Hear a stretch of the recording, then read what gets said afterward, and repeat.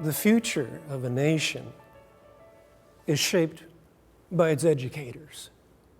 I say this because those who educate the next generation, whether that's done in the school, the home, or the church, those educators are shaping worldviews. And worldviews shape nations. My name is Christian Overman, and my primary occupation over the past 35 years has been that of an educator. I was blessed to be the principal of a Christian school for 14 years. And in the year 2000, my wife Kathy and I started a training and consulting service called Worldview Matters. And since then, we've had the privilege of training educators across the United States as well as in Asia and Africa, Europe, South and Central America. And what I'm going to share with you are some tools and strategies that we've developed. Now, in this first session, I'd like to just share some introductory thoughts on what it means to think biblically about the vocation of an educator. Now, Darrow Miller rightly says, if the church does not disciple the nation will disciple the church. That's really a sobering truth. And while this series is for followers of Christ in all nations, I'm speaking to you from the perspective of an American because that's where I was born, that's where I grew up. And I must tell you, honestly, that I've lived long enough in this country to witness a church being discipled in large part by a nation. And American Christians of the 21st century, we're coming to the startling realization that the biblical foundations for law and for civil government and for family that once provided commonly accepted harbor lights for our society have been replaced. In the 20th century, there was this incessant move in America towards the secularization of society and the privatization of Christianity. And that move was enormously successful. And what many Americans don't stop long enough to think about is that this move was really expedited greatly through elementary and secondary schools. Now, exactly how does a nation disciple the church? Well, I think in large part, it's through the education of children, starting as young as 4 or 5 years of age, and then the process continues through high school. That's the bad news. But let me pose a more important question for our purposes here. How can the church go about discipling a nation? And that's really what we're interested in. Well, I believe educators play a critical role in this process, whether it's in the home, the school, or the church. And that's what we want to address here. Let me underscore again that education is not something that just takes place in school. Parents are educators in the home, by design or default. Pastors, youth leaders are educators in the church. And what we want to share with you here, we don't want it to be narrowly confined to school teachers in formal settings. And we want to share things that will have practical applications for all educators, no matter where they educate. But before I get to the practicalities, I'd like to lay a little bit of backdrop.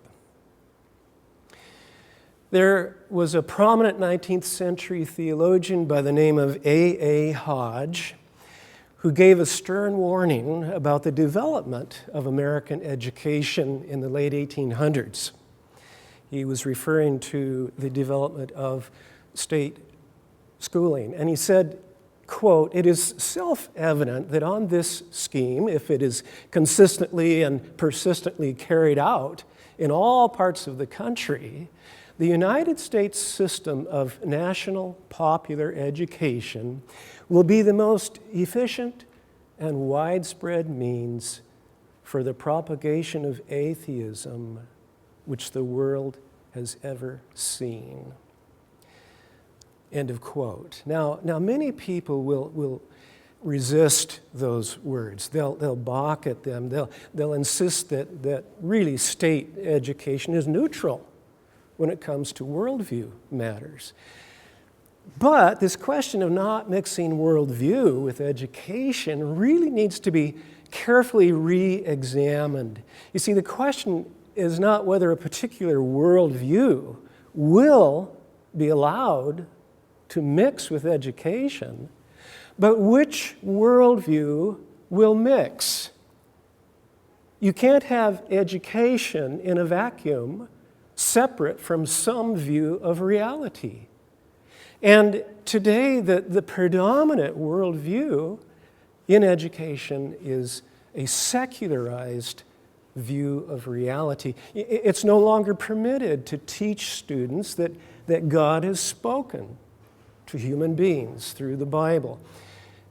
This was once allowed here. In fact, it was once encouraged. And I'll go so far as to say it was once expected by many, including national educational leaders of the past like Noah Webster. And we'll say more about him in the next session.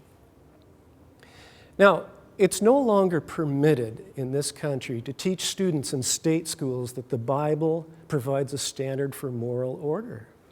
Yet it is allowable to teach that morality is clarified by society itself or by individuals within society. But here's the big question. Is it not equally a worldview statement to say the Bible does not provide a standard for morality as to say that it does? Are not both statements worldview statements?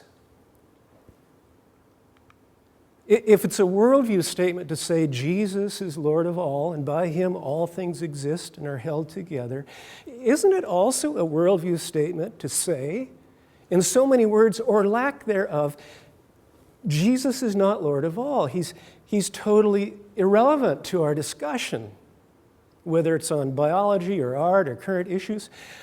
Are not both of those positions worldview positions? Are they not both worldview assertions? And I humbly submit that they are. And to teach students that Christ and the Bible are irrelevant can be done effectively without actually saying those words. A teacher doesn't have to stand in front of a class and tell them the Bible has nothing to do with our discussion. They'll get it. You don't have to say that to effectively communicate the message that the Bible just isn't relevant. It's never brought up. Now, if we think any system of education is worldview neutral, we really have to think again. And I think if we were indoctrinating children in Buddhism or Islam or Native American animism, many Christian parents would hit the ceiling. Maybe. But when it comes to the indoctrination of children through what John Dewey called a common faith, which he described as a non-theistic faith, many Christians are curiously passive. Dewey was the dominant voice in 20th century American education. He advocated what was called progressive education. He was an outspoken atheist. He was one of the signers of the Humanist Manifesto in 1933, and in his book, A Common Faith, he spells out his non-theistic worldview in detail. It's called religious humanism. And this non-theistic view of reality really provided a foundation for his philosophy of education. And that philosophy influenced a whole generation of American educators. Now this makes it really challenging for Christian teachers in state schools. And if you are a teacher in a state school, My aim here is to provide you with some hope. It is possible and it's legal to do a lot more than you might think towards helping students to see academics in the context of a biblically shaped worldview. I'll talk about those ways to do it later. And if God has called you to serve in a state school, you're really being called to a challenging work. And I know it's challenging work because I've done a bit of it myself. But even if you teach in a Christian school, it's possible to disconnect the biblical worldview from your academic subjects. I can tell you this from my own experience through our organization, Worldview Matters. It happens a lot. It can happen as much in Christian schools as it does in state schools.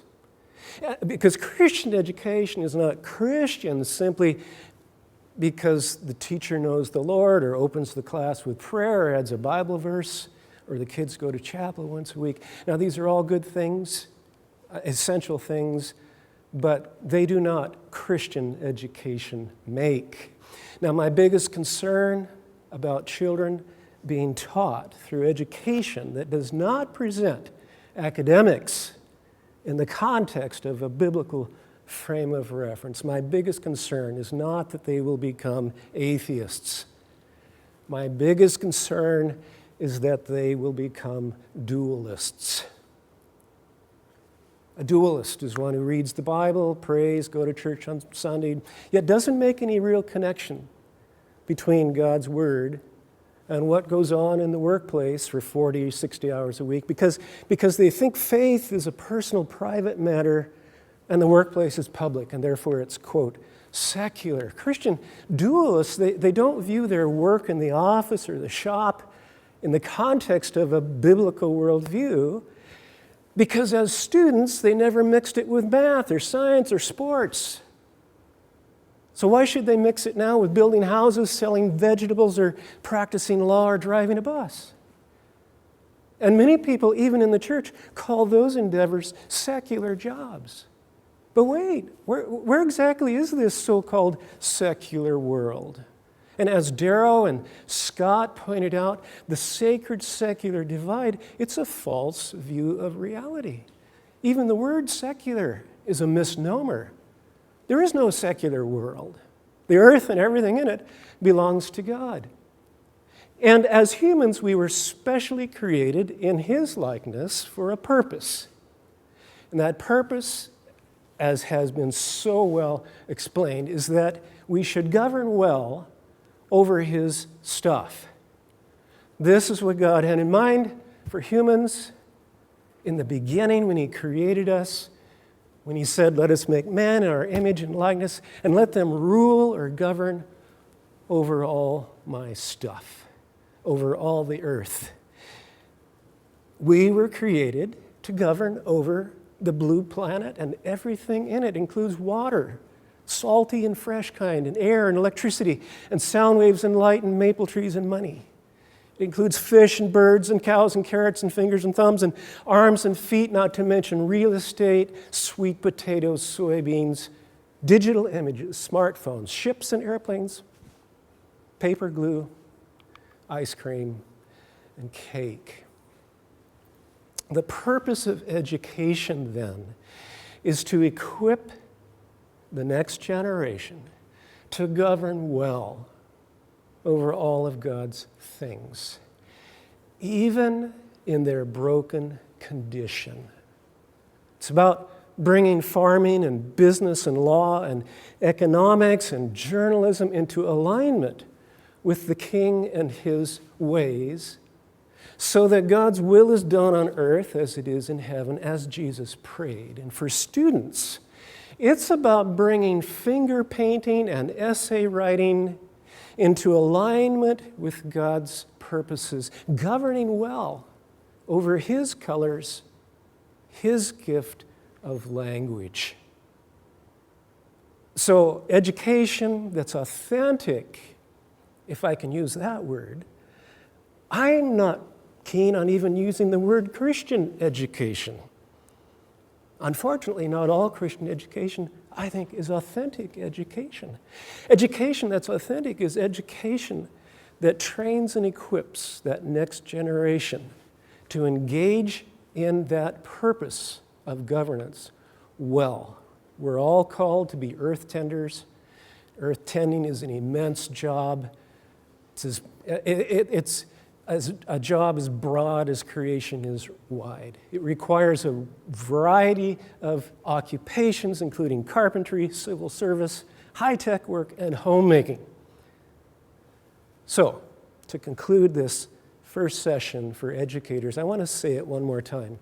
The role of the educator is to equip the next generation to govern well over the totality of God's creation, even in its broken condition. This is the great overarching purpose for human beings, and this is what provides an overarching purpose for education and a powerful incentive for learning.